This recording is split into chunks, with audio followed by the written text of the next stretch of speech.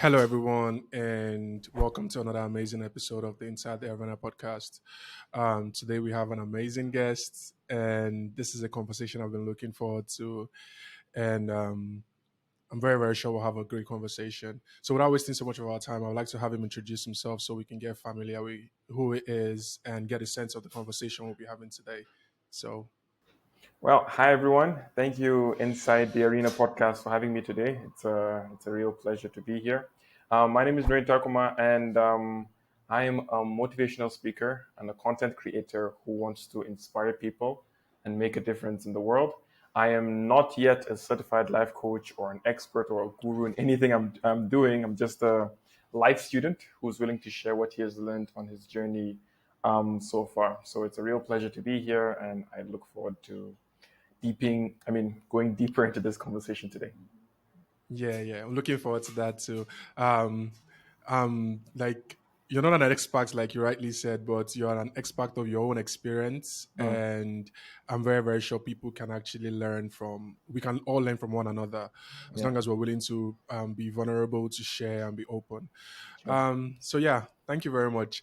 So, anyways, how you doing today? I'm doing very, very good. I have to say that the Ramadan has been quite interesting this year because I did my last Ramadan in Malaysia. That's where I did my university. And now in Nigeria, I can say that it's quite interesting with the heat because I'm not used to this kind of heat. In Malaysia, it was not this hot. Like here in Nigeria, sometimes it feels as if you're in a microwave. But yeah, we just manage and we get used to it over time. So yeah, Yeah, that's understandable. Heat is something else. yeah, it is. Um, and you don't stay in Lagos or anything like that, right? No, I'm actually in Abuja. Oh, okay. Yeah. Lagos is kind of better a little bit, Mm, but it's all good. We had rain a couple of days ago, so that okay. was yeah, that was something. So yeah. Anyways, I really became aware of you quite recently. I'm not gonna lie about that. Like a friend sent me like your story you put up. Mm, You were actually taking time to check on your community and asking everybody how they were, and you were willing to engage with your community. You have over 200,000 plus, so that was kind of like a shocker. And you did said you got an overwhelming amount of response that you weren't expecting, mm. and so I wanted to ask you, how was that experience for you, and what was your takeaway from it? Well, I have to say that first off, a lot of people are hurting inside. They're dealing with so many problems because what I noticed was that over, let's just say, 95% of the people who responded said that I'm not doing good. I'm dealing with this, I'm dealing with school, I'm dealing with these mental health issues. And it's one of those reminders that I should not stop doing what I'm doing because I don't know how far my message can go. I don't know who it can help. So I tried to respond to as many as possible, even though they were more than the responses were more than I could even handle. At one point, I actually had to drop my phone and be like, "Oh, okay, like this is too much for me."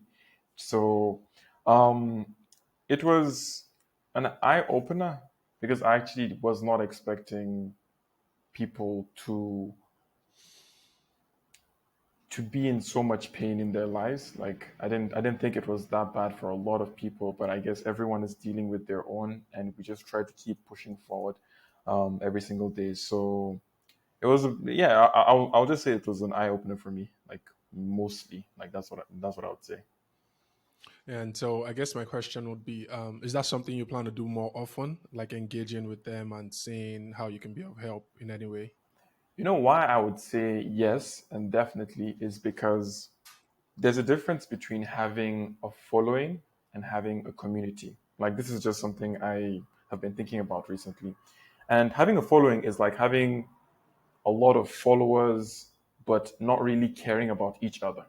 Like you don't really like you have a surface relationship. You just put out content, do whatever, and you build a following. You follow trends and all of that. There's that one. There's having a following. I'm not interested in that at all. What I'm interested in is having a community, people who care about each other's growth. We care about each other's success, kind of like a family. That's what I'm more interested in because I know that that's where real growth happens. Because sometimes I'll post something on my Instagram, like on my feed, and I would not like someone would share something that they're dealing with, right? And I'll not be able to respond on time, maybe because I'm doing other things. But then someone else who's following me would respond to that person and say, I wish you the very best. It's like they're checking in on them and they're like, don't worry, you'll be able to overcome this and so on.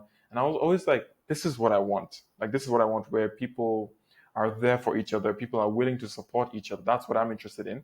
That's building an actual community instead of just building a following, people who don't really care about each other. So I would say that I'm more interested in building a community than just the following. I hope that answers the question. Yeah, yeah, that definitely answers the question. And have you thought about maybe Telegram is a tool that is very, very effective to Mm, that. Have you thought about that?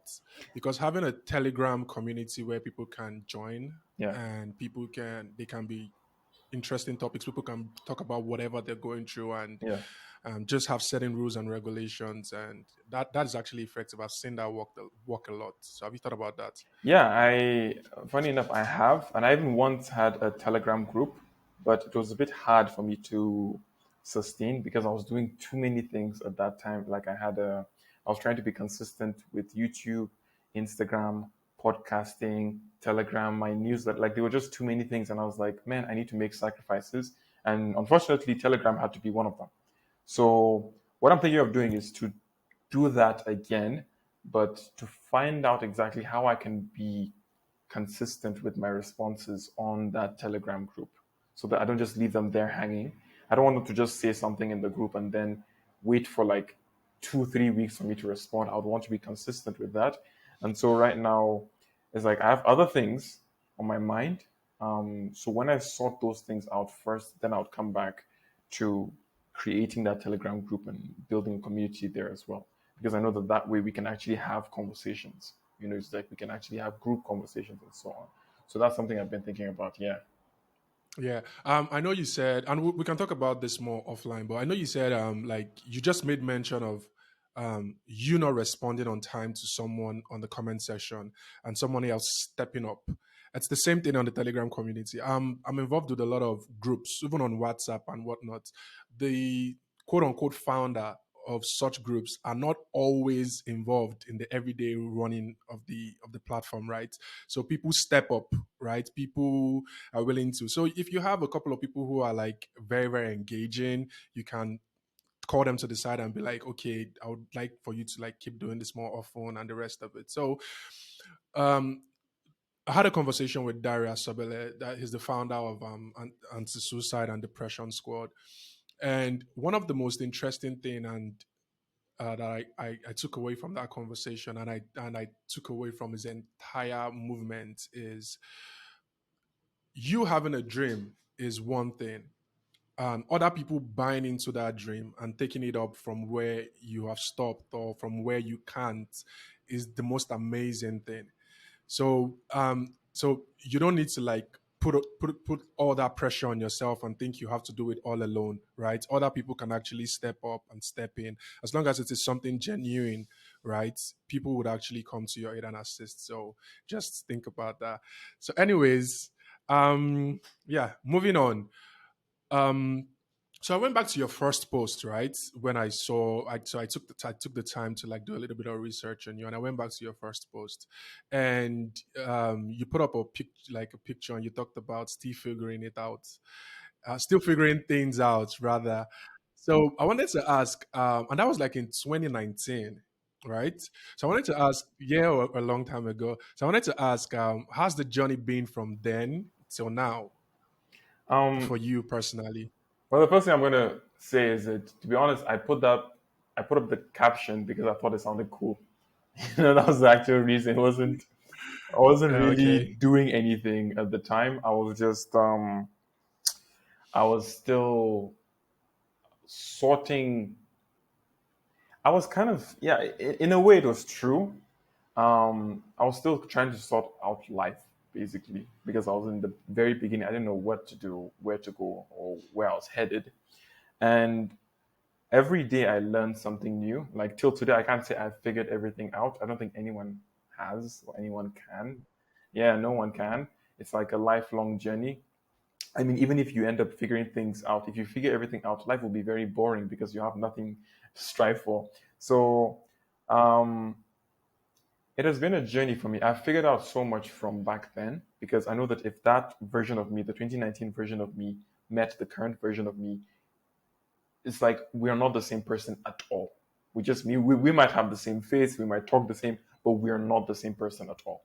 Like totally different. Because back then I was really naive. I didn't know so many things. But now I've learned so much from experiences, from meeting people, from books and so on. And I have to say that I am a much smarter and wiser person than I was back then. I'm not as smart as I could be. Like there's still so much learning to do. There's still so much growth. But I'm way, way better than I was back then because back then I felt like I wasn't really Nurain. I was just a body, basically. Um, I think the way I normally put that is like there's a difference between I think it's existing and living. Like, let me just put it that way. Yeah, there's a difference between existing and living. And if you exist, it means that you're just on this planet, but you aren't doing anything meaningful, and that's where I was. But now I can say I'm actually truly living because I'm trying to make the world a better place, like every single day. So I think that'll be the main distinction from where I was back then and where I am today. And now I'm truly living deliberately and consciously and trying to make people's lives better. But back then, it wasn't really like I had nothing, nothing going on. We get so hard on ourselves, Yeah, and that's because there's overwhelming, um, should I say, evidence, or there's an overwhelming rush of information and yeah, people moving forward with their lives and doing things, and that kind of put a lot of pressure on us. And even if we were to like sit back a little bit and kind of analyze it, even from a biological term, yeah, your brain is not completely developed until you're in your 20 something. So it's like, if you even think about it from that point of view, you can't even think properly, yeah, right? When you are at a certain age biologically. So like I think people need to like realize that and not put so much pressure on themselves. But I'm glad you were conscious enough to realize that there was something. I think it was a calling that made you feel that way. Like you had something in you that needed to come out. And that's yeah, what made you feel like, okay, I'm not doing anything. I want to do something so bad and whatnot. So yeah. To add to that point, it's like what I would say was that it was more. I felt like really dissatisfied in life. Like I knew that. Let me just put it this way: if I were to die the next day, or if I was even to die the same day, what would people say about me? It's like, was I just another human being who just lived but didn't really do anything with their life? And I didn't want mhm. that. I actually wanted people to say that this person made an impact on my life. I'm smiling today because of him, or he touched my life in some way, and I'm a better human being because of him. That's what I was after. Because I was so dissatisfied at that point that I was like, I can't live this way. Like I don't like anything about being I kind of felt like a nobody. I know I was a bit too extreme on myself. Not that anyone is a nobody, but I felt like a nobody because I was a bit too. I'm like that's something I'm still working on. I can be a bit too harsh on myself because I have these high expectations on myself that if I don't meet, I'm like, nah, you're an idiot. It's like you're stupid, yada yada. Yada. And that's something I'm still working on. But what I would say was I was so dissatisfied in life in general that I knew something had to change. And so it sent me on this path of growth and development. It was in 2018, and it was my mom that gave me the idea. Like I should start shooting YouTube videos and posting them online. And I remember the first time she brought it up, I was like, no, like I'm not, I don't want to put myself out there. I'm not interested in all of this. And I remember escorting her to she had a presentation in Kaduna in Nigeria, and I escorted her there. And after the presentation, I remember she was surrounded by so many people. They were just thanking her, like this is like thank you so much for your message. Like what you shared was really really valuable for me, and so on. Yada yada yada. And when I saw that, I was like, wow, look at the impact she made. Like, and all of this started from her videos. They must have seen her online and they were appreciative of the kind of content that she put out. And I was like, I want that. Like, I will also want to be doing that. I want to be able to make a huge impact um, on people's lives as well. And so when I went back home, I told her, look, I'm ready. Let's start shooting these videos. And that's how it started. But I will confess that when I started initially, why I started creating content wasn't necessarily because I wanted to make an impact on people's lives. It's because I felt like a nobody. Like literally, I wanted people to have a reason to want to talk to me because back then I was extremely insecure. I didn't have that many friends.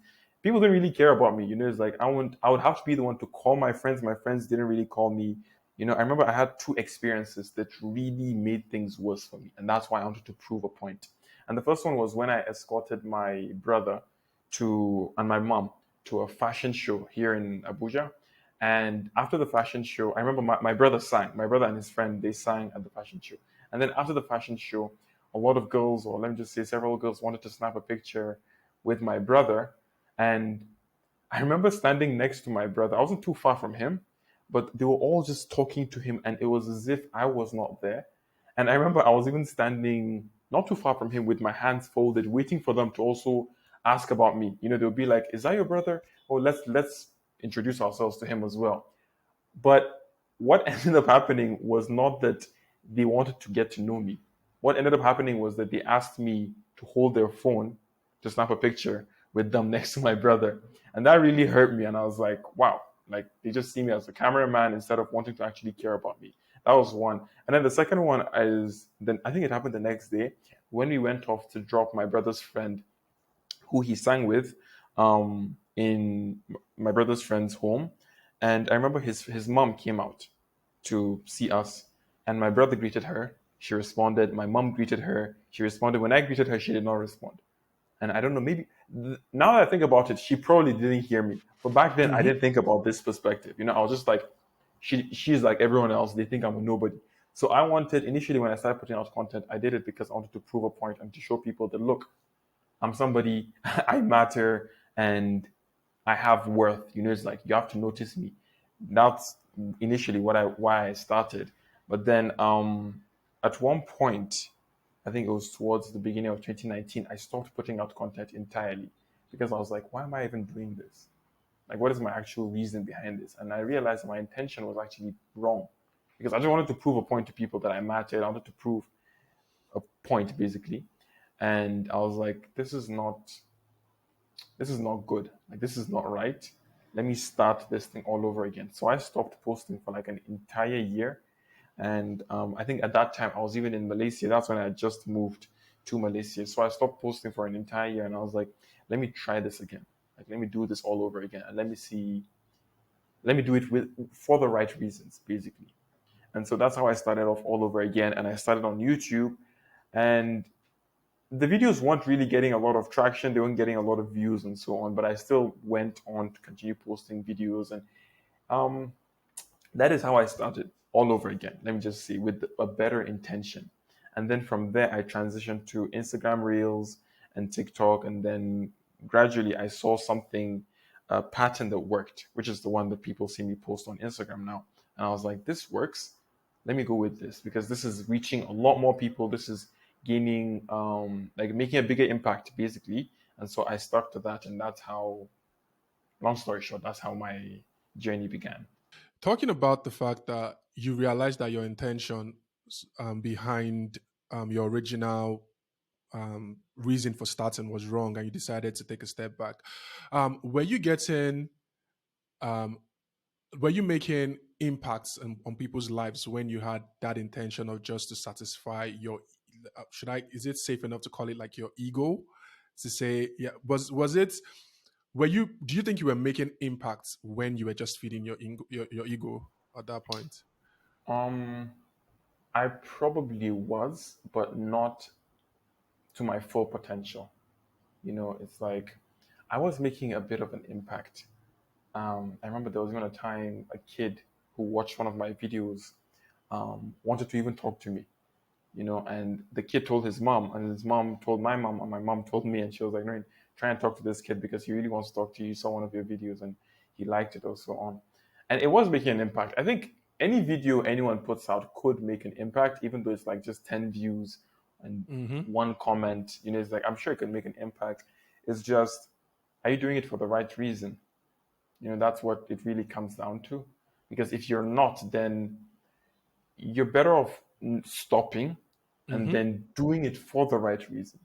Mm-hmm. Because if you do it for the wrong reason, you will be dissatisfied throughout. Mm. Because I was dissatisfied. It's like people who do it for fame, people who do it for attention, and all these other things. You can't control those things necessarily because it's not like I can force someone to follow me on Instagram. I can't do that. All I can do is just put out good content. Whether or not they follow me is up to them. Whether Mm-hmm. or not they're impacted is up to, it's like, so it's like I can just try my best to make an impact on their lives, but I can't force them to like follow me or to make me famous and so on. So that's what I would say. When you were putting out content for that reason, and when you started putting it out for the right reason, what has been the most um, huge difference you've noticed? What has been the most telling thing you've noticed? Um, when I did it for the wrong reasons, I was dissatisfied. When I did it for the right reasons, I was fulfilled. That's literally the biggest one. Like it was Beautiful. just dissatisfaction and satisfaction, basically. Unfulfillment and fulfillment. So, because if you live by the wrong values, you will be unhappy. Like if you say I'm chasing fame or I'm chasing all these bad things, you will be unhappy. If you're not unhappy now, maybe you'll be happy in the short term, but in the long term, you won't be happy. But if you do it for the right reasons, you will be fulfilled. You will feel content. So that's the biggest. Yeah, that's the Yeah. biggest thing.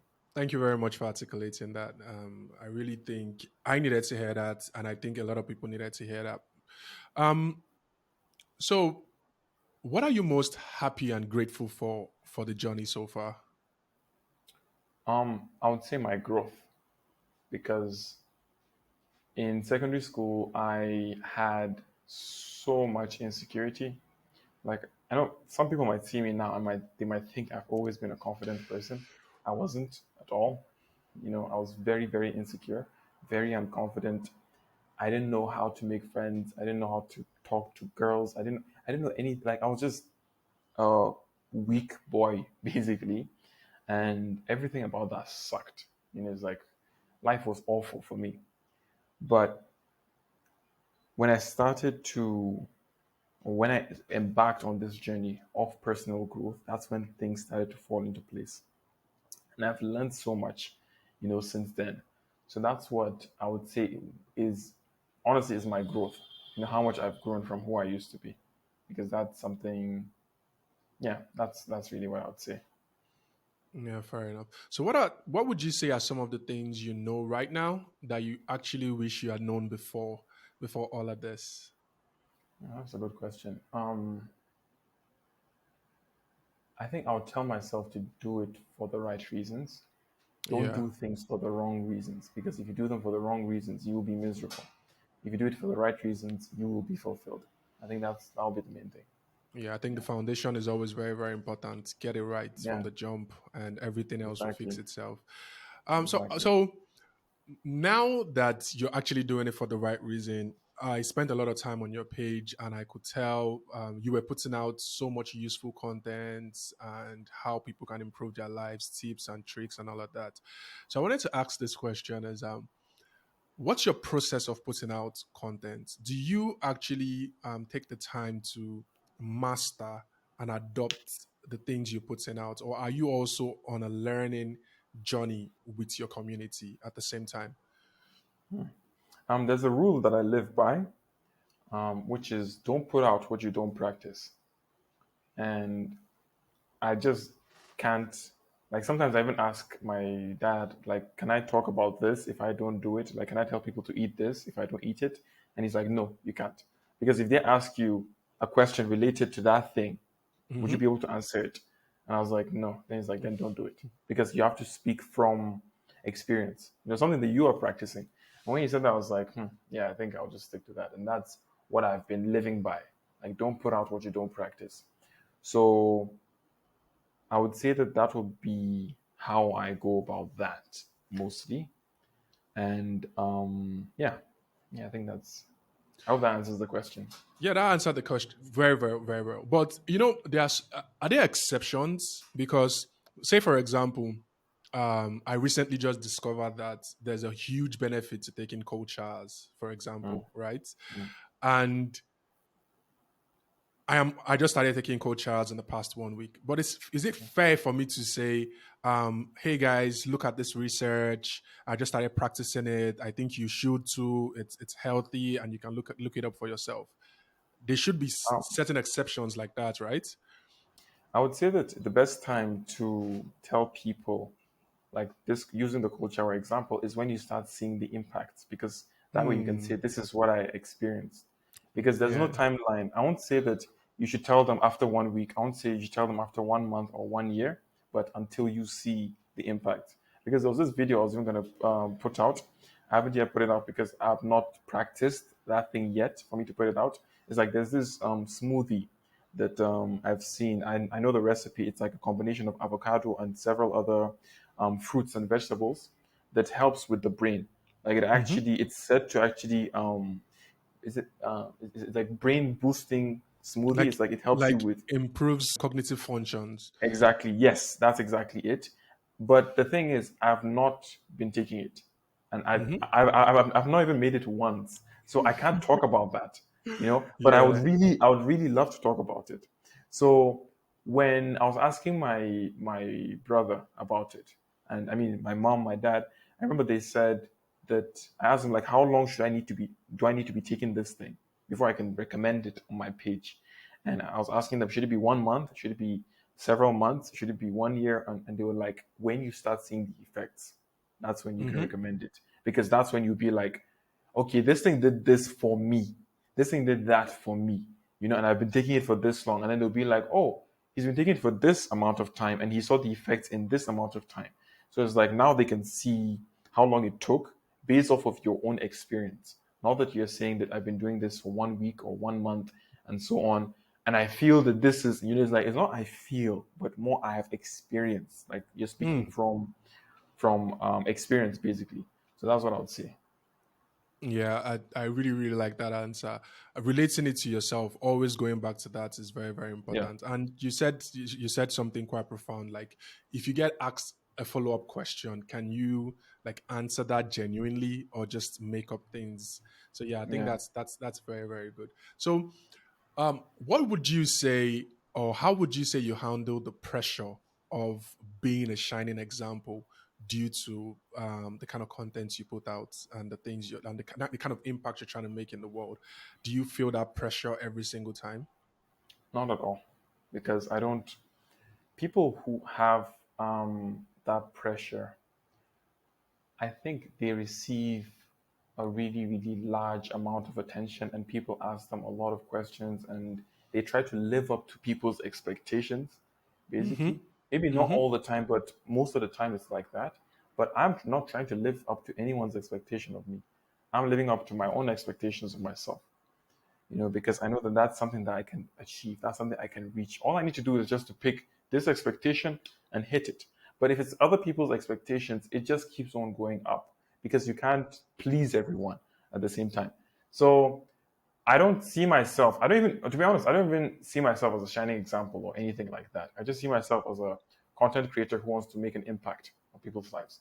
Because the moment I start giving myself all these labels, I start to get into my head and I become arrogant and I become self-centered and so on, and I don't like that because it's so easy to get self-centered when you get all this attention. It's so easy to get self-absorbed and arrogant, and I hate that about me because I want to make sure my ego is stable. It's not too high, it's not too low in the sense that I'm insecure. I just want it to be stable, like at the right level. And in order to be there, occasionally I'll even remind myself that, Nurain, you're not that good. Like I would literally tell myself, Nurain, you're not that good. So get better. Mm. So it keeps me on my feet, basically. Yeah. So now that you just said sometimes you even go as far as telling yourself you're not that good just to push yourself to get better. Yeah. Can we talk about imposter syndrome then? Is that something you've dealt with or struggled with at all? I feel it's something everyone has to go through, I myself included. But one thing I've learned about imposter syndrome is that when I saw this, I was actually laughing because it was like it's such a profound perspective, which is that imposter syndrome is something that people who are authentic experience, Hmm. not imposters. Because if you think about it, real imposters don't go through imposter syndrome because they're pretending to be something they're not and they just roll with it. They don't Yeah, feel anything. narcissistic. Exactly. It's like they don't care. Like I'm deceiving all these people and they will never know. I'll just keep on doing my thing. But when you go through imposter syndrome, it's like you're telling yourself, I can be more authentic or I can be better. So it's like if you go through imposter syndrome, it's actually a good thing because it's a sign that you're trying to be more authentic, right? It's not that you're a fraud because you're not a fraud. It's like you can't consider yourself a fraud unless you're doing something or you're preaching something you're not practicing. That's when you're a fraud. But if you think about it, people who actually real imposters, they don't feel imposter syndrome. They just keep on deceiving people, right? They'll say 5 steps to making money online when they themselves did not even take those 5 steps. You know, it's like they'll say get rich quick doing this thing, but they didn't get rich quick doing that thing. They got rich selling that thing to people. You know, so imposter syndrome is something we all face, and if you go through it, just know that it's normal. It's it's very normal. Like there's nothing wrong with it. That's what I would say. Yeah. I actually I've never thought about it that way. Like I understand myself when I actually feel that kind when that feeling comes, and I always Mm. tell myself everybody's an imposter. Yeah, My own way of looking at it is, say for example, you're applying for a job, right? yep, You don't actually know exactly what it takes to be that person in that position doing that job, but every great man is an actor of his own ideal. So you're trying to get that job so you can then act like you know what you're doing. And in time, you're going to balance it out by knowing exactly what you're doing. And that's why even companies, when they hire you, you have like a probational period. And that gives you enough time to get acclimated to the exact thing they hired you to do. That's how I've always thought about it. But I've never thought about it from the perspective of like, it's sort of like healthy to feel it because people who are doing things for the wrong reason don't actually get that feeling. And I think that was really, really profound. And I'm really glad I heard that from you. So yeah, that's a very, really, really healthy way to think about it. If you're feeling that type of way, you can easily say, well, maybe I'm feeling this way because I'm being genuine about what I'm doing. And I need to feel this way so I can actually overcome it doing the right things so I don't get the same feeling every single time. So thank you very much for that. Um, but then again, you know, there's do you engage in self-talk at all? I Because do. you actually said you do actually in the beginning of this conversation. So Yeah, how do you manage self-talk? self talk in general or negative or positive. I would say, okay, how do you manage self-talk in general? And how are you able to personally distinguish when you are engaging in negative self-talk and positive self-talk? Self talk in general is like I converse with myself a lot because I like to run ideas in my head. Like sometimes I'll talk to someone, have a conversation with someone, and then I'll ask myself, the way I handled that conversation, did it make sense? How do I Mm-hmm, improve? It's like I'm mm-hmm, assessing myself literally all the time. So my self talk is quite good in general. But sometimes it can get a bit too extreme. Like today, I like normally every morning I wake up around 7, like 7 a.m. But today I woke up around 8:30, and I started criticizing myself for waking up that late because I'm like, come on, Nurain, you can't. And I'm the same guy who talks about waking up early and so on. And I was like, you can't do that. Like you should be a lot more disciplined. You should be a lot more this and that. But then I just shut my mind up by saying, yeah, but I'm human. We're not meant to be perfect. We're meant to occasionally make mistakes. And even the thing about people is that you can preach about so many things online, but you have to try to practice those things as much as possible because there are some days that you may not be able to practice them. But that doesn't make you a hypocrite. Because a lot of people would think because I say don't press snooze or try to wake up or try to do cold showers every day, they would think if I miss a cold shower just once, it means that I'm a hypocrite. But no, it's like it's human nature for these things to happen. It's the striving to be that thing that you say, that is what matters. You don't have to be this perfect robot, because it's only a robot that can do everything it says it's gonna do, right? Humans Yeah, are not yeah, like that. We can't always follow through with every single thing, because things come up, basically. So it's the striving that I try to keep at the top of my mind, and I tell myself, Brain, look, you will not get every day right, but there's always something good every day. Try to celebrate that. Is it the fact that you did this, or the fact that you completed this other project? Look for the good in every day, because there is good. No matter how much people think the life may not be good. Like, a lot of people might say that they're dealing with this and dealing with that, and I understand that. But another perspective that people often miss is that, look, I'm still alive. I still have a fan about me. I still have people who care about me. So it's more of a gratitude practice, basically. Like, just change that perspective, and it could really have a big impact. I'm not saying that that's a solution to everyone's problem, but it's just a perspective that would help you feel better. yeah. Yeah. I think that's very, very important. It's so hard sometimes, and you really look at like growth on a graph. Let's say a company Yeah. is putting out like quarterly growths or yearly or whatever. You barely see it just go straight up. That's almost impossible. There are Yeah. times where it's up and down, but as long as the trajectory is continually going upwards, then you're doing something right. Like, Yeah. even when you're working out, some days like your body even says, "Man, you can't. Just don't do it today." Exactly. Yeah. Because and if you end up going against that, you might end up regretting it because you might get some kind of Sure. injury or the rest. So yeah, it's Sure. okay. So, what would be your actual advice for people who engage in negative self talk, and maybe how they can actually learn to manage it or even overcome it? Well, the very first thing I would say is that acknowledge that you're human, that you make mistakes. You're not meant to be perfect. And because the reason a lot of us tend to feed ourselves with negative talk is when things don't go according to plan, whether it's our own goals or whether someone criticizes us.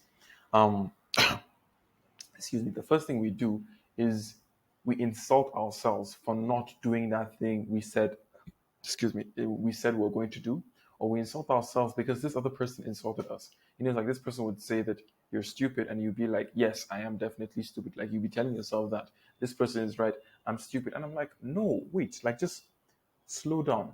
Like, don't be so quick to conclude that whatever this person said is right, or the fact that you did not do something you said you would is why you're a loser or why you're a failure in life. So literally, if I'm going to put that in simple terms, is be easy on yourself, because we're not meant to be perfect. What makes human beings unique is the fact that we are imperfect. If we were perfect, this world would be the most boring place to exist, because there's nothing fun about it, right? It's like, okay, every person is this perfect ideal human being. What's so exciting about that? So what I'll say is, really be easy on yourself. You're a human being. Whatever it is, whatever is causing you to insult yourself, acknowledge that, yes, it's all part of human nature. It's like that you are, like, even thinking negative is in part of human nature. Just don't let these thoughts define your life. Like, there's this saying that one bad day doesn't equal a bad life. you know One mistake does not equal, or just because you failed doesn't mean you're a failure. Just because you screwed up doesn't mean you're a screw up. These are just things that happen, and things happen. Don't dwell too much on it, and don't define your entire life based off of just that thing. That's what I'd say. Yeah, a lot of engaging in so much negative self talk, as I think to me is what makes me depressed sometimes myself. And I wanted to ask, do you think you've struggled or battled with depression at all? No, I haven't, and the reason is because I know what depression is, in the sense that the way people have defined it, whereas, like, Interesting. you don't, like, I've heard a lot of celebrities, because celebrities go through depression a lot. Like, people will Hmm. see them thinking they're happy all the time. They're not. Many of them till today are dealing with so much.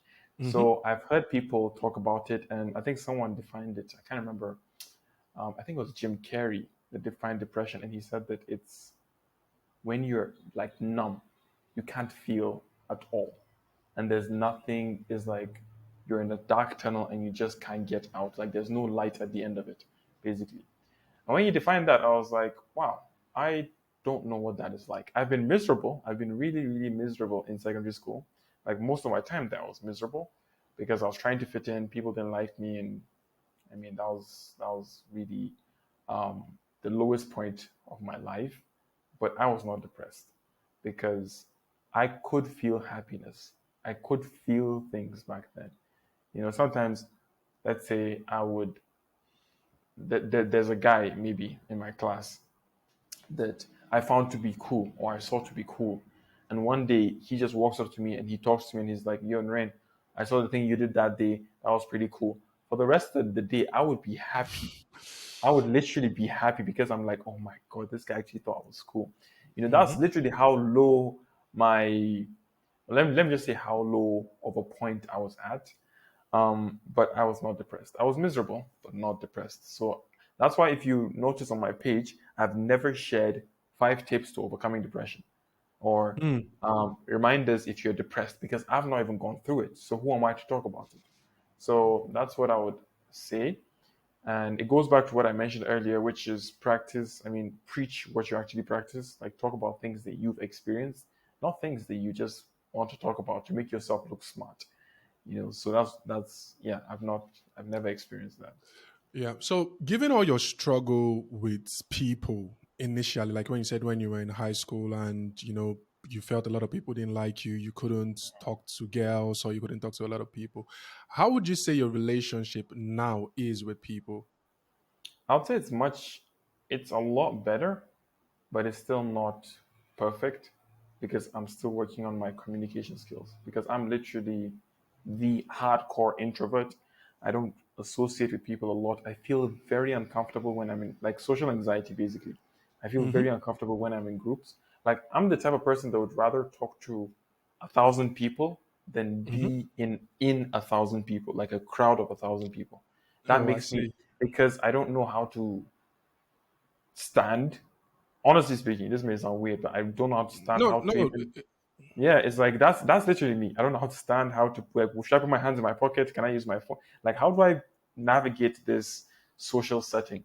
And I'd rather just be in front of everyone, and because that way I know I'll practice what to say, I'll know what to say, and so on. But if I'm in a crowd of 1,000 people, I need to come up with something on the spot. Like if someone comes up to me, I'll need to come up with a conversation on the spot, and that's a bit at times it can be daunting for me, and that's something I'm still trying to like. It's a lot better than it was in the past. I'm not saying that I would freeze and I would have nothing to talk about, but it's a lot better than it was in the past because in the past it was very bad. Like I just could not handle social settings at all.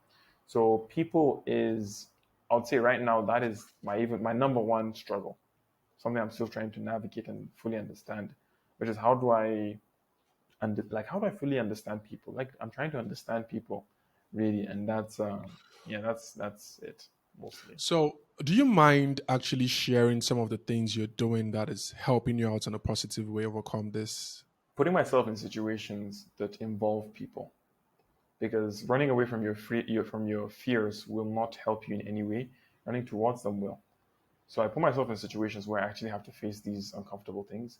I go and network with people. I go and meet people that I'm not necessarily close friends with, but then I just go and I'm like, all right, Noreen, you're in the sport because you learn way more from experience than from learning. Like you can read 100 books on how to interact with people, but you learn a lot more if you were to go and meet people. So books are good. Like I'm a voracious reader. I love to read books. I read books every single day. But I learn way more from experience than from just reading someone else's experience because that's what books are. Books are just a person, or if it's like two people that wrote it, it's just a group of people's perspective on something. Like, yeah, but where's your own? Like, aren't you gonna get your own experience too in real life instead of reading someone else's? So what I do is I put myself in situations where I have to figure out exactly how to navigate that, and it's been good for me. Like it's I've seen a bit of progress. I'm still not the best at it, but it gets better every day. Yeah, I'm glad you're moving forward with that. And like I always say, I'm rooting for you. So given the fact that you talked about your hardcore introverts and you've had struggles, interacting with people all your life, how do you, and I'm asking this question because I know a lot of people who may be listening may be going through the same experience.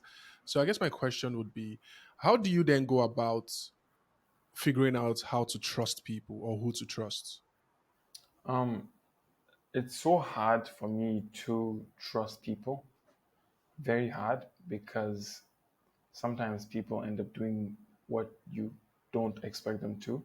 Like in my life, there are very, very few people I rely on, because whenever, especially when it comes to goals, like goals of your own, people don't understand how important that goal is because it's not their own goal, it's yours. So whenever I say I want this thing done by this time or by this day, people don't usually get it done by that time or by that day because it's not their goal, it's not their passion, it's mine. So what I've come to realize is that especially when it comes to trusting people, is that you have to make sure that you can, like, you're self-sufficient, basically. Because people, yes, people do help. They make things a lot easier, and you will move a lot faster. When you're with people, because there's that saying: if you want to go fast, go alone. But if you want to go far, go together. And wholeheartedly, I agree with that. And I would want to go with people. But when it comes to trusting people, I would say that I'm not that quick to trust people. And what I do is like I literally give people space to give me a reason to trust them. I'm like, okay, now I know you. I'm not gonna say I don't trust you yet. I'm just gonna give you like benefit of the doubt, like, and that's going to last for a while till you consistently keep doing things that give me a reason to trust you. Because if you consistently do things that give me a reason to trust you, that's when I'll be like, okay, this person seems like a trustworthy person, and I can trust them. But even when I trust someone, I never trust someone 100% because people can still turn, at any moment. There are people that I know in my life that my family has trusted for many years just for them to just screw up after the 10th year or the 15th year. And I'm like, but you've been good. Like, what, how did this happen? So I never trust people 100%. I trust them like maybe, let's say, 90%. But even that 90%, that's after they've given me enough of a reason to trust them. So that's what Hmm. I'd say. Yeah. So, well, that's really difficult. But do you then go about giving people the same grace you often give yourself by saying you're just human and acknowledging the fact that people are just people sometimes? What do you mean? Saying sometimes somebody might not intentionally mean to disappoint you or to let you down. Maybe they are dealing with their own stuff and Hmm. trying to navigate around what they're going through, and then Yeah. bringing you in sometimes might be a little bit overwhelming for people. Um, Sometimes I think there was a friend, for an old friend of mine, who she said that, I think she actually said it as a joke. And one thing about me is that if you don't trust me, I don't see how we can be friends. Like, Okay. literally. And what she said was that I'm not a man of my word, and she said that jokingly. And why she said that was because I would sometimes call her on the phone. And sorry, I would tell her that I would call her, but I wouldn't. Yeah. And what actually happens is not that I don't call her. It's that I do call her, but the call doesn't go through. Sometimes the call is like the signal Mm-hmm. interrupts, yeah, and it Mm-hmm. doesn't go through. And she doesn't see anything on her call log, but on my end, I can clearly see that I did call this person. So, like, there was a time she said that I'm not a man of my word. And the moment she said that, she literally just, like, from my end, she just destroyed that friendship. And I sent her a long message explaining to her that, look, I really, like, basically what I was saying was that we can't be friends anymore because you clearly don't trust me. Because that thing bothers me. Like, if you don't trust me, why are we friends? Because trust is the foundation for every relationship. So, um, yeah, it's hard for me to like, sometimes it can be hard for me to trust people, and I'll be honest, sometimes I can even be too harsh with cutting people out because I expect them to give me the benefit of the doubt because I have nothing to gain if I betray your trust. If I betray someone, like if someone trusts me and I betray them, to be honest, it's like I'll even be more bothered than they would be because that's how my values are. Like they would feel betrayed, but I would be honest with, I'll tell them, look, I actually feel worse than they do, which is why I don't even betray people's trust because I know I'll feel worse because I'll be like, wow, I literally just let this person down in the most awful way. Like I just betrayed this person's trust. This person has trusted me for this long and I betrayed them. What I do is I first off I put myself in their shoes and I put myself in my own shoes and I'm like on this end I screwed up big time. On the other end, I wonder what they're thinking. It's like imagine if someone had done that to me. So it's like I just avoid that, avoid such situations in the first place. And I try to like right now I'm still working on that. I'm gonna be honest, I'm still working on giving people the benefit of the doubt instead of being so extreme, with Like cutting my them off. yeah, that's I need to work on that too. Which is another reason why I don't have a lot of friends because I cut people off fast. Like the moment I see that you're not good, I'm like, well, I can't do this. Like I'm not gonna risk that. So my question would be to that is, do you cut people off because you don't like conflict? Like, do you, is it hard for you to have difficult conversations with people? Um, not exactly. It's not necessarily that. I mean, I cut people off when they disappoint me. That's Hmm. and I can have quite high expectations of people, which is why I don't have a best friend because I know that I would be miserable right now because they will not meet any of my expectations. So what I Hmm. do is I just have no expectations of people. Like even on my birthday, I even hope all of my friends forget so that it's not really a big deal. It's like just forget about it. Like no one wish me a happy birthday, no nothing like that. Um let's just forget about it. Let's just move on with our lives. Um but having a difficult conversation, it's uncomfortable for me, very, very uncomfortable. I don't enjoy having it, but I try to force myself to have them because they are important. Funny enough, even though this might sound like a contradiction, but having difficult conversations, even though they might seem to hurt the relationship, they are what strengthen the relationships. And so having them is important, even though they're very, very uncomfortable. And I need to get comfortable having them, even though they're very uncomfortable. So yeah, that's yeah. For the difficult conversation part, and this is why I was asking this question, is like it's easy to cut off people, like you said, who are not um who are just acquaintances, right? Yeah. Or just friends. So, but how do you go about managing being disappointed from people you can cut off, like family, like maybe a romantic relationship and things like that? So because that difficult conversation is like it needs to be had. I think um as adults we need to get really, really comfortable to about having difficult conversations. So I guess my question would be, if someone who's just an acquaintance does something that annoys you, gets you to the point of wanting to cut that person off, how do you handle that same situation with someone you can't necessarily just cut off? I would say that first off, I have no expectations of people because that way it's very less likely that people will disappoint you. Like I expect nothing from family. I don't even expect like when it comes to expectations, I don't even expect to be loved in I know people might see that as like what do you mean by that? And what I mean is that my expectation for people is zero. I don't expect people to care about me. I don't expect anything from anyone. I just do what I can, and like whatever I get in return, cool, you know. But I don't have any expectations of people because when I expect things from family members, from friends, and from all these other people, and they don't meet those expectations, I get mad at them. Like I get really upset with these people, and when I get upset with them, it could end up affecting that relationship. But if you think about it, they did not do anything wrong. They Hmm. just like they literally did not do anything wrong. They just did what they wanted to do. And I'm the one that's just choosing to get upset with them over an expectation that they did not meet. and sometimes an expectation that I did not even tell them to meet. It's like they don't even know to meet those expectations, but I'm here getting upset with them. So what I've started to do is like I expect nothing from people. I just do. I just yeah.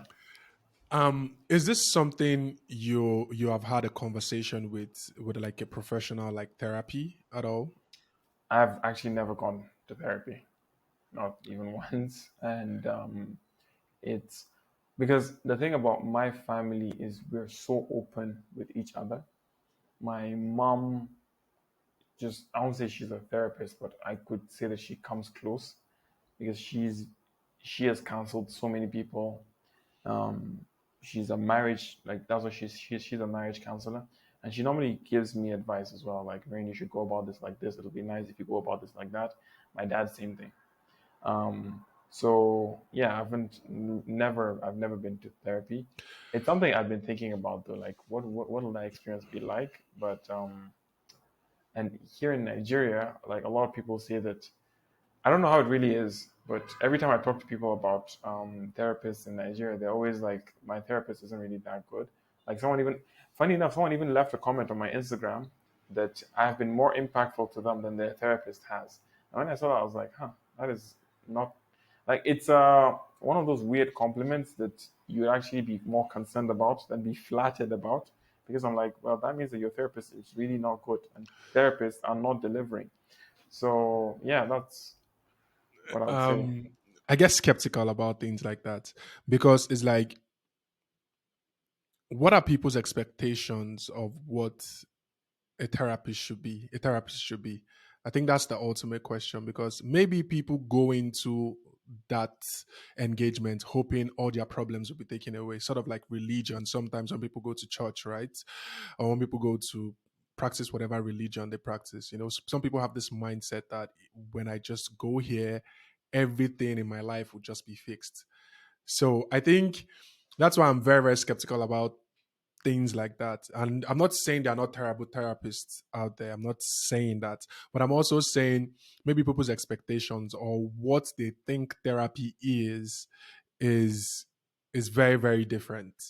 So I would say that. But I would just encourage you to have an open mind towards maybe therapy. And I don't know. We can talk about it later on. Maybe I can recommend a couple of people to you, if you're interested, though, because I'm a very strong believer in therapy, and having your mom, like you rightly said, and having that open conversation, I think is very, very important. My mother was a great, great impact in my life, and she created a situation whereby we could actually talk and have conversations in the house, and it was very, very open. But then again, it's a way different experience when you're talking to like a therapist, someone you don't know, because there are some things that you may not necessarily want to say in a family setting, or you don't know how to best articulate it, and you might be holding yourself back because if I say it some type of way, she might interpret it in all that type of way. So I don't know, just keep an open mind to therapy, and maybe that's something we can actually talk about. Moving forward, what steps do you actually take to take care of your mental health when it comes to self care? Because you're a very huge advocate of self care. Well, when it comes to self care, actually, there are so many steps you can take. Like for me, something I've been doing is like journaling. I've been journaling for quite a while, and I have to say it's been huge for my mental health. Like very very big. Writing down your thoughts is one of the most because people think they can process their thoughts by thinking about them, but that's not how thoughts work. If you want to process them, either share it with someone else or actually write them down. Because when Hmm. you write them down, you have clarity, you actually know what the problem is. But if you're thinking about your thoughts, it's like they're still up there. It's not organized. It's like it's still a mess up there. But if you bring it down on paper, that is something that really, really helps people. That's one way. That's one thing I do for self care. Another thing is I'm mindful of my thoughts, like the kind of things that I say to myself internally. And I think we already spoke about that earlier, which is Yeah. I acknowledge that I'm human and I'm not too hard on myself. Another way I go about self care is like saying no to people. Hmm. Like when people ask me for stuff, I by default I always say no. Like I literally start by saying no. or I tell them that give me some time to think about this, just for me to end up saying no.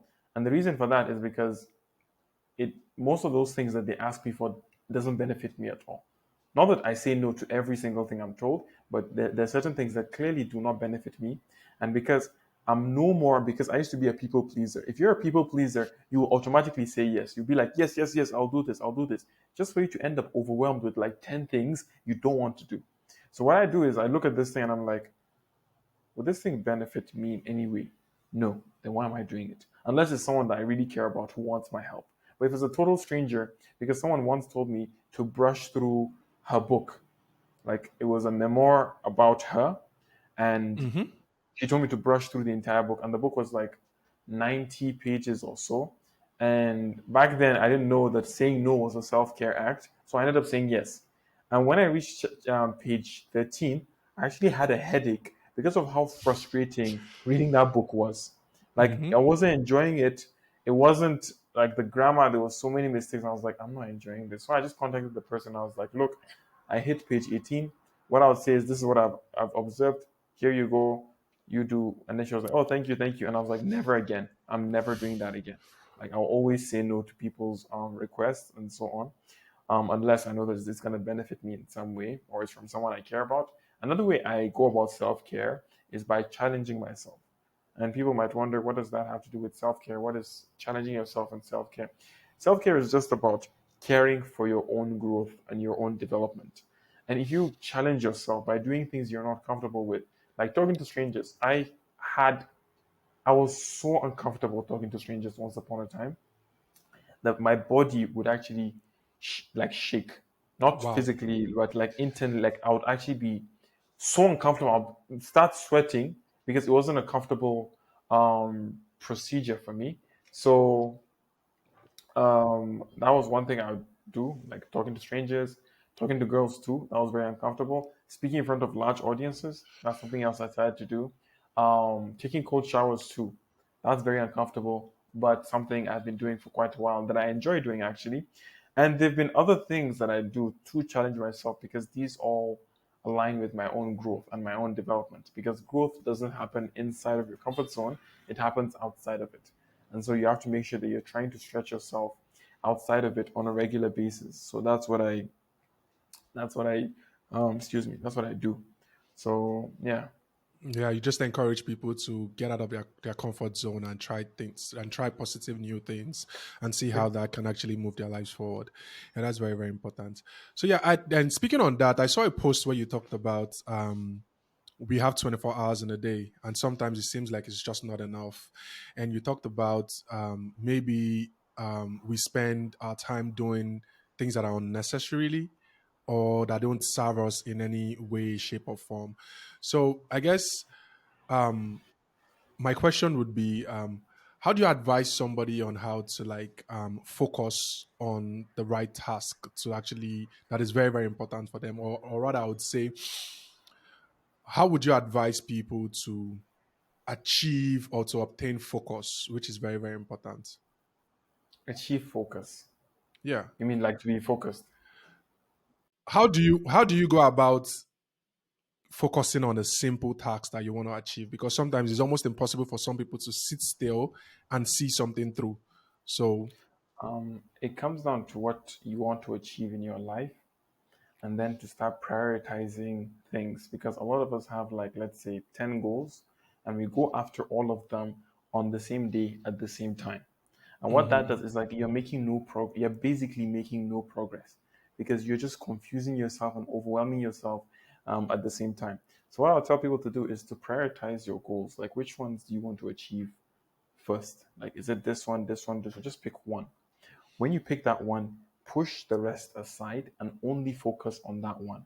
When it's time to work, remove all of your distractions. Do not multitask. Just focus on one task and one task alone. And it's a lot easier for you to just doing this, just this, honestly would Mhm. help people tremendously. Because if you keep focusing on like 10 things at once, you will make little to no progress at all. So what I'll tell people is focus on one thing at a time. Yeah. Yeah. On the same post where you talked about where you were engaging with your community and asking how they were doing, you talked about the fact that you don't chase or you don't go after happiness. Rather, you try to find meaning in your life. So, can you talk about the difference between happiness and meaning? That's a good question. Meaning for me is what brings fulfillment. Meaning is making the world a better place. Meaning is making people's lives better. That is what I define as meaning, making an impact on the world. While happiness is more of a selfish thing. Like I know a lot of people be like, no, it's not necessarily like it can be done together. But the way I see happiness is, especially in my own life, is every time I feel happy, it's always followed by a crash. Like I actually feel something happens that ruins that happiness. So what I normally aim for instead is like contentment or fulfillment or meaning, which is something that brings lasting peace of mind, which is what I'm after. I don't want to be happy. What I want is to be content. And I am content. So it's not like I'm striving to be content. I know the formula for being content, which comes from two things really. One is making the world a better place, and then two, being grateful. So that's where I find my own contentment from. And every time I practice gratitude and I thank God for everything that I've received in my own life, it keeps me humble. And it reminds me that, look, you're very, very fortunate. Even where I live right now, there's a building, our neighbors, on the, like, it's just next to our house. And that building is incomplete. Like, there's no roof. You can still see the bricks. Like, there's no paint on top. There are no windows. Like, you can see the window, like where the window is supposed to be, but there's no window, and people live there. It's like there's an entire family that lives there, and I'm like, Rain, who are you to complain about anything in life? Like these people, at night they use the torch from their phone, like they use the light from their phone to navigate the space because they can't see. They don't have lamps. They don't have electricity. I don't even know how they get water. So I look at them and I'm always like, wow, like look at this family. Who am I to complain? What I have light, I have all these other opportunities, like all these other resources. How can I possibly complain about anything? So that's what I would say. So back to the question, the difference between meaning and happiness. Meaning is more fulfillment, while happiness is more like temporary, this temporary joy. I mean, that's in my opinion and how it's been for me. So yeah. Yeah, you talked about your mom being um, a marriage counselor or a relationship expert, right? And I'm sure you would have gotten a lot of advice and tips from her over the years. And before I even ask this question, because my question is, what do you think is the key to a successful romantic relationship? I'll first like to ask this question because you talked about difficulties talking to girls earlier on in your life. Is it fair enough for me to ask how your relationship is now with women, and are you romantically involved in any relationship with a girl or something? I like it's a lot better than it used to be in the sense that I was extremely insecure around girls and stuff like that, and I didn't know how to navigate all of that. I had to keep on asking people and reading books about it, and that's how I was like, okay. What I came to realize is that talking to girls is a lot harder than people think it is. It's actually a Okay. lot easier. All you have to be is literally like if there's any guy out there who might end up watching this podcast or listening to it, you just like what I would say, because I remember asking my brother once advice because he was a lot better talking to girls. He's a friendly person. He's more extroverted than I am. And I was like, how do you go about it? And he said, just do it. Like don't overthink it. Just do it. Just walk up to them. And I was like, huh. And so, even in Malaysia, what I came to realize is that if you want to talk to anyone, all you have to do is first establish eye contact with them, Okay. like just look at them. And how I normally go about it is like I look at them, I smile, and I nod at them. If they smile back and they nod at me, I approach them and I just start a conversation. Like I just talk about anything I feel like talking about, and that's usually how I go about that. But if they look at me back and they just look away immediately, I'm like, okay, then I guess they don't want to talk to me. Yeah, they're not So interested. they're not interested. So normally that's how I started to go about that. And another thing is people think, excuse me, like the first few things you see in the conversation have to be perfect because you know how they say first impressions matter, first impressions matter.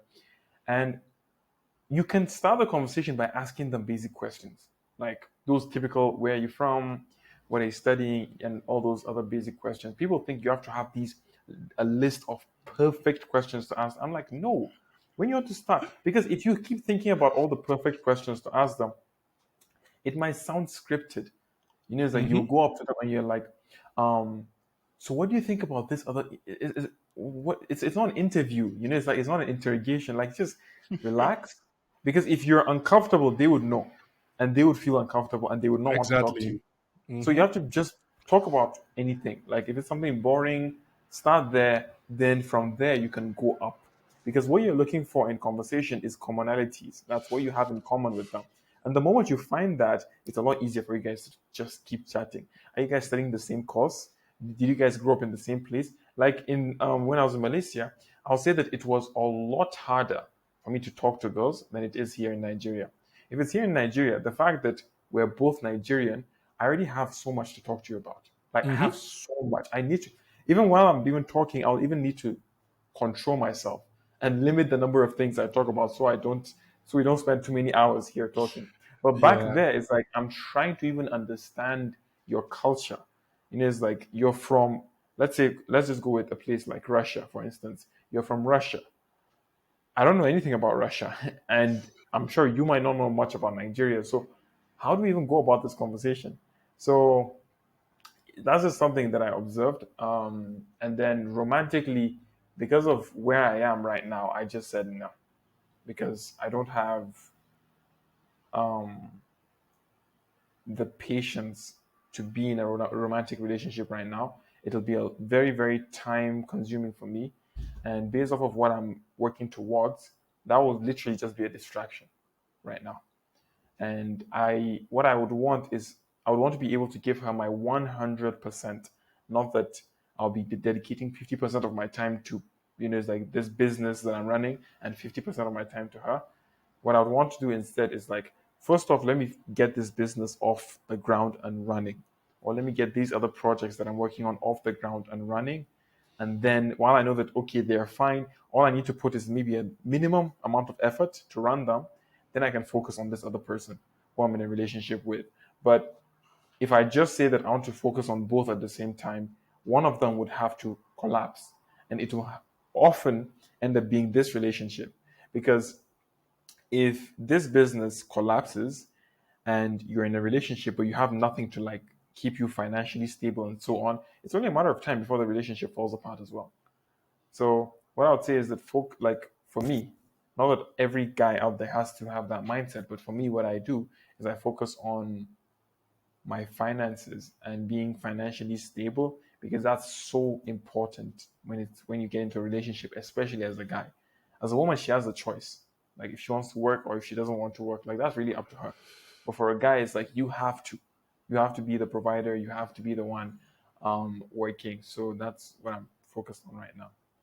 Have you ever thought about it from the perspective whereby maybe some women or having a woman in your life can actually help or even take your business to the next level or help you achieve certain goals that you're trying to get to? Have you ever thought about it from that perspective at all?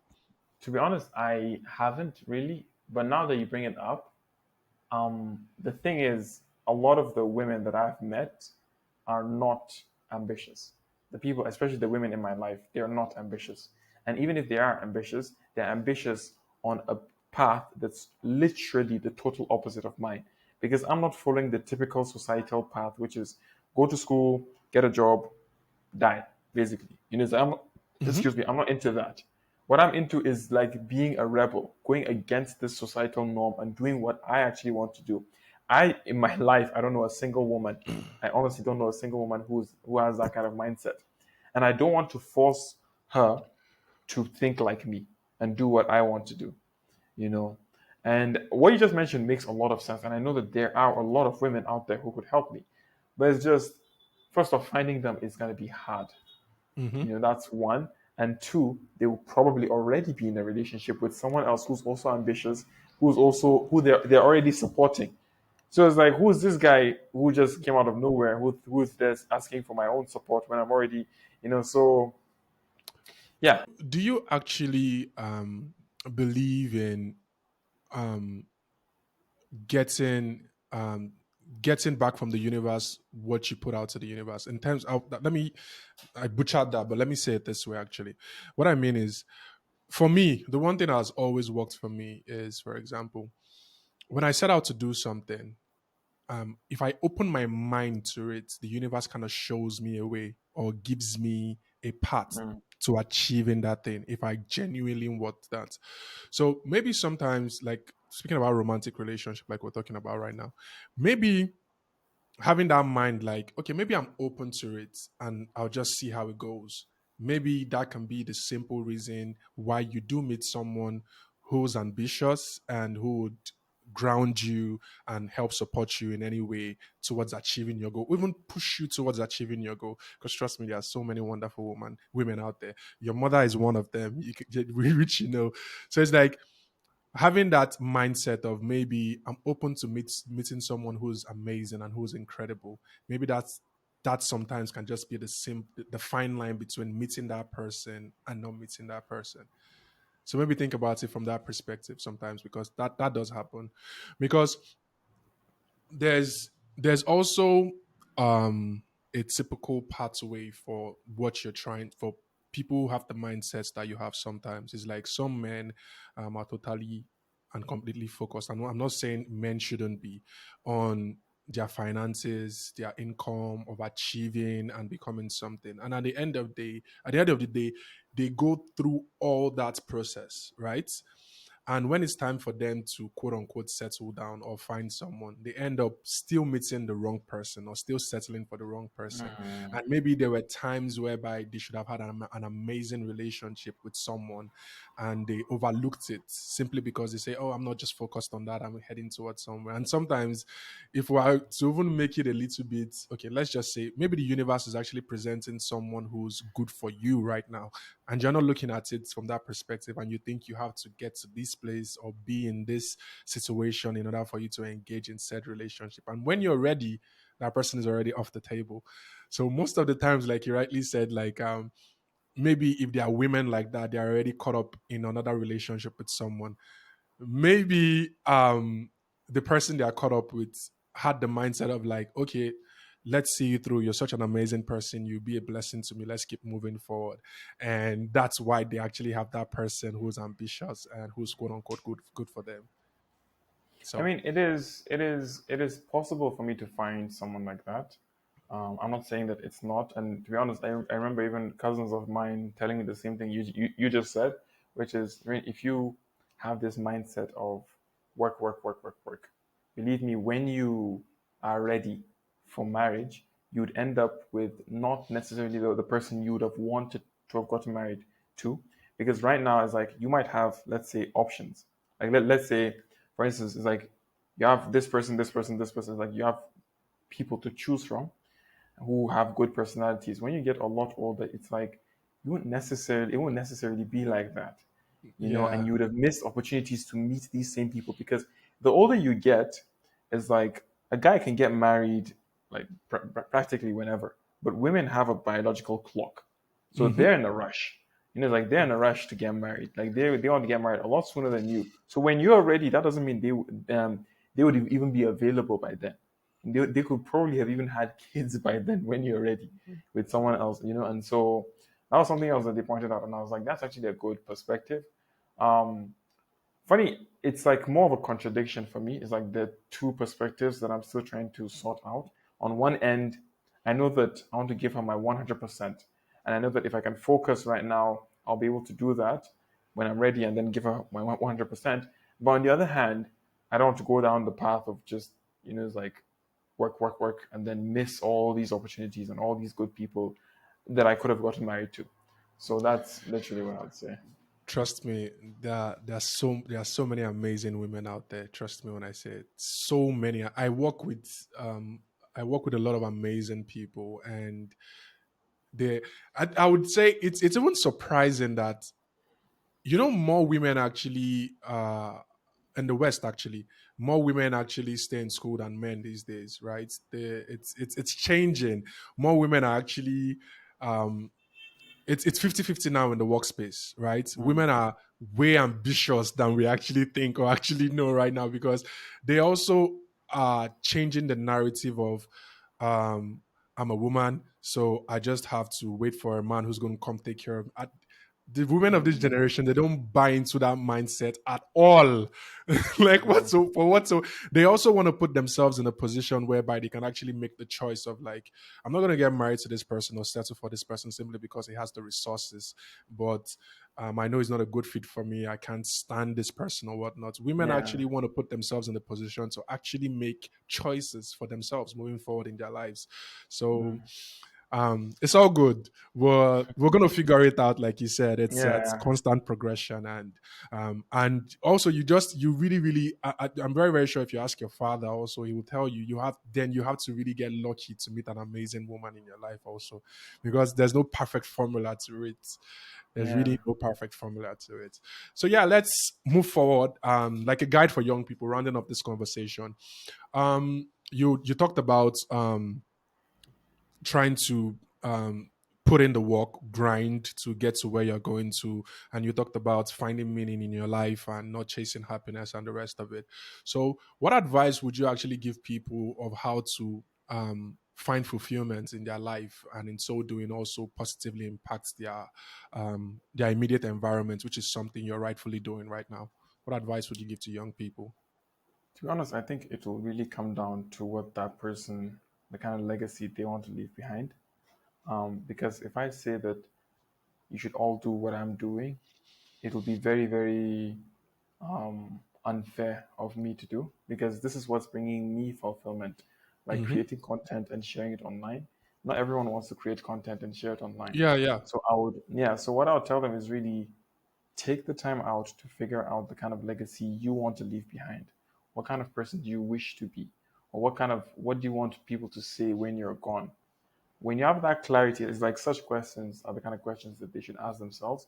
When they have that clarity, starting from today, they should align, they should make sure that their decisions align with that goal or who they want to be. Because if they do that, it's a lot easier for them to achieve fulfillment, because they will be acting in alignment with the kind of life that they want and who they want to be, instead of just following what this random influencer said is the key to so-called fulfillment. So it's left for them to decide that. I don't want to say that do this is step one to finding fulfillment, this is step two. No, it's like take the time out to figure it out. What does a fulfilled life look like to you, and how can you start taking steps towards achieving that from today? That's what I'll say. Amen. Amen to that. That's some great advice. But then again, one of the thing I try to do so much on this podcast is try to even out the playing field. Even if I know it's almost impossible, but in my head, there's this thing about okay, let's put everything on the table and try and like don't leave any stone unturned. And my next question to that would be this question actually came as an inspiration of a video I saw that you put up. You talked about most parents would support their kids in anything and in any way except allow that child become themselves and exhibit themselves and become who they truly want to be.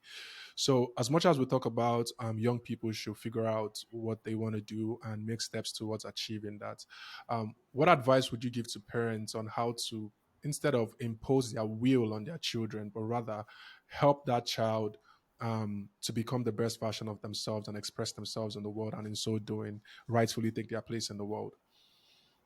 Unfortunately, this is not a question I can answer, because you remember when I mentioned earlier that I'd rather preach the things I practice.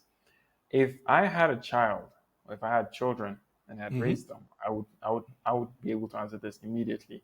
But because I am not a parent, I don't know what it's like to raise kids, and I can Hmm. tell my parents have told me that it's not an easy, it's very, very difficult. I really can't say that they should do this or they should do that, because even that quote that I shared, I remember it wasn't my quote at all. It was something I read on the internet, and I was like, this sounds very like it'll resonate with a lot of people, and that's why I just posted it online. And that is something that, like, that is a fact. Like, parents do that, but what a lot of us tend to miss is that the reason parents do that at times, because sometimes they do it because they want the kids to do what they want, the parents want. And it's like, no, you're not going to pursue this dream. You're going to go to law school, or you're going to go and study medicine. You're not going to do what you want. There's that one where it's like a selfish thing. And there's also the other one where it's like they want their kids to be successful so they can brag about it to their friends. They'll be like, oh yeah, my son, he's a first class student. He's the one winning all these, or my daughter is doing all of this. There's that one. But then on the other hand, sometimes parents don't want the kids to pursue those dreams because they're afraid that if their kids fail, they'll be depressed. So sometimes it's from this angle of concern, which I understand. I'm not saying it's fair or it's right, but I understand it, you know. And at the same time, I still cannot say whether or not parents should do that, because it's not my place. I'm not a parent yet. I don't have kids, but I would rather talk about that if I were a parent. It'd have been a lot Um, easier for me. yeah, but you also just answered the question in a way. Let me phrase it this way also. Let me help you out a little bit. I don't actually know the answer to that because I don't have kids also. Like I don't know the perfect um answer speaking from experience, just like you're rightly pointing out. Okay. In what ways have your parents actually helped and support you to become to chase your goals, pursue your goals and your dreams, and to give you the sense of autonomy that you have right now to express yourself? I like the way you changed it. Now that was something I can definitely answer. I can definitely answer that one. So that's really good. Yeah. My parents have been very supportive of my brother and I's dreams since day one. They never stopped supporting us because the first thing they did was to make sure we had the right values. Like, they made sure we were good people. And when they made sure that the foundation was solid, like we had a solid value system, anything we asked for, they knew it would be genuine. They knew we were actually serious about it. Because if you think about it, if the foundation is not solid and the kid comes up to you and they say that they want to be um, a videographer, for instance, can you give me money to go and buy camera equipment and so on? But their value system is not solid. There's a chance that they could use that money to buy video games instead. It's like they could end up betraying their parents' trust, which will leave the parents thinking like, why do I why am I even supporting this person's dreams, right? And all of that came from not having a strong value system. Like, their foundation was weak. But for us, our parents made sure that our foundation was very, very strong. And because we had a strong foundation, it's a lot easier to support people. Like, it's easier for you to support good people, or you would even want to support good people than to support bad people. Like, that's just obvious, right? Like, you'd rather support good people than bad people. So my parents ensured that we first had good values, and when they made sure that we did have good values, that's when it was a lot easier for them to be supportive towards our goals and our dreams. Yeah, thank you very much for answering that, and I'm glad I was able to make it a little bit easier for you. So, Yeah, rounding up, I'm very sure we can go on all day. I'm really enjoying this conversation, like really, really yeah, enjoying same it. here. Yeah. Yeah. So, let's come to your area of expertise, to something you feel more comfortable answering. So, you talk about books a lot. You talk about that you're a voracious reader. You also you give a lot of advice on the types of book people should read, like the book that have made impacts in your own life. So, off the top of your head, what would you say are the top three books you recommend for every young person to actually read? Atomic Habits, The Subtle Art of Not Giving an F, and How to Win Friends and Influence People. And why those three books? Atomic Habits would help you be more productive than you've ever been because, and sorry, instead of saying because, I'll say and, it will also teach you how to break bad habits and build good ones, because we have things that are holding us back from getting to where we want to be, and we also have things we need to get us to where we want to be. The things Mm-hmm. holding us back for most of us is bad habits. Pornography addiction, smoking, drinking, hanging out with the wrong people, getting into toxic relationships. All of these bad habits are things that we will need to let go of, and people don't know how to. Atomic Habits would help you with that. And then building the good habits, because you'll need to have good habits as well. They'll get you closer to where you want to be, or they'll project you to where you want to be. And that's where these good habits come in. And that's why I say Atomic Habits is one essential one that they have to read. Another one is The Subtle Art of Not Giving an F. And why that one is so good is because I was in a dark place when I read the book. And like I was feeling so lost. Like if there was any I felt like I had no meaning in my life at that point. And then I read the book and I got all the meaning I needed. And I was like, I'm so glad. I've read the book 4 times, like because of how good the book is. Honestly, I was very, very grateful that I read that book. And for anyone seeking clarity in life, this is one of those books that grabs you by the shoulder, right? And tells you, look, this is what you need to understand. You've been living your life the wrong way.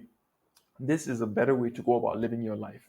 And when I read that book, honestly, I was just so relieved, because I was like, finally someone understands exactly what I'm going through. That's why I would recommend that one. And then the third one, How to Win Friends and Influence People. You need people in your life. Like you can't succeed all by yourself. It's like that saying: if you want to go far, if you want to go fast, go alone. If you want to go far, go together. You need to go far, and you will need to learn skills to be together, like to find people to do this thing with. And that's where How to Win Friends and Influence People will come in, because it will teach you skills on how to make friends and to make an influence on people's lives. And that book was so, so good. Very simple, very interesting read, and I would highly recommend it. Yeah, thank you very much for that. You also have a book on your own, right? You have a book you actually put out, Yes, right? it's Ultimate Confidence. That's a Mm-hmm. book that just, let me just give you an overview of what it's all about. It's building confidence, like taking someone from where they're at right now, especially people who have low confidence, to an extremely high level of confidence. That's basically what the book does. But instead of just sharing basic tips, I share my own life experiences and relatable examples that helps people take their confidence to the next level. Because quite a number of people kept telling me on Instagram, especially in my DMs, that they're struggling with confidence. How do I build up my confidence? How do I build up my confidence? And I was like, here you go. This is how I built mine, and here how you can too. Yeah. So how can people actually get access to that book?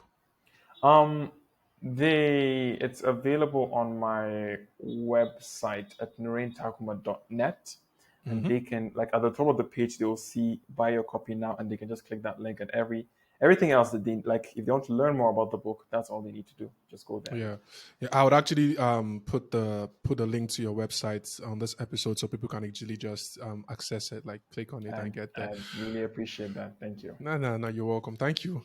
I should be thanking you for taking your time out. So rounding up also, where can people find you online, and how can they actually find you exactly? I am on YouTube, Facebook, and Instagram. I'm still learning how to use Facebook, because somehow, how elderly people say that they're old for social media. That's how I'm Mm-hmm. saying myself on Facebook, because I don't know how to use. I'm too young for Facebook. I don't know how it works. I'm still trying to understand this whole interface because it's Mm-hmm. quite different. I mean, Facebook has been there my entire life, but I wasn't really a Facebook guy. I was Mm-hmm. raised more by Instagram and Snapchat, TikTok, and all these other platforms. So um, I would say that they can find me on Instagram. They can find me on even on TikTok, on YouTube, and on Facebook. Nurain Takuma. Okay, fair enough. I can leave links to that also for easy Sure. access. So I think that's about it. Is there anything else you'd like to leave our listeners with as we round up our conversation today? I'll leave everyone with a quote that changed my life, and something that I feel would change people's lives as well, which is: be the change you wish to see in the world. Mm-hmm. Instead of complaining about all the problems you see going on in the world, go and solve those problems, or try to solve them. Because you have a choice in life. You can either sit at home, whine, complain, point fingers, and blame everybody, or you can take responsibility. You can do something about it. I would always choose to take responsibility, because I know that that's how things actually change. But if you sit at home complaining, nothing is going to change. 5 years from today, you'll be in that same position complaining. And nothing happens when you complain. You just end up frustrating yourself even more. You actually end up even making your mental health worse, because you start to be negative, and that really For me, whenever I'm negative, whenever I complain, I actually get a minor headache. It's like it actually bothers me because I've made it a rule not to complain. So be the change you want to see in the world because you can be the change you hope to see in the world, as I Yeah, would say. thank you very much. That's very, very powerful. And once again, thank you very much for taking the time to have this conversation with me. Thank you for having me. Um, yeah, I had a great time, and I'm hoping this conversation can at least make some positive impacts on people's lives. Hopefully, we can do this in the future. I don't know, on some other topic or perspective. And yeah, thank you very much, and do take care of yourself and enjoy the rest of your day. Thank you. And I would want to say that you ask really, really insightful questions, like the questions that I'm actually interested in answering. So I have to say that you yourself are a really, really good interviewer. So thank you so much for like Thank you. honestly, like it's so interesting. It's like the kind of conversation that I can literally go on for a longer time. So you're a really, really good interviewer, and thank you so much for having me here. Yeah, thank you. Thank you.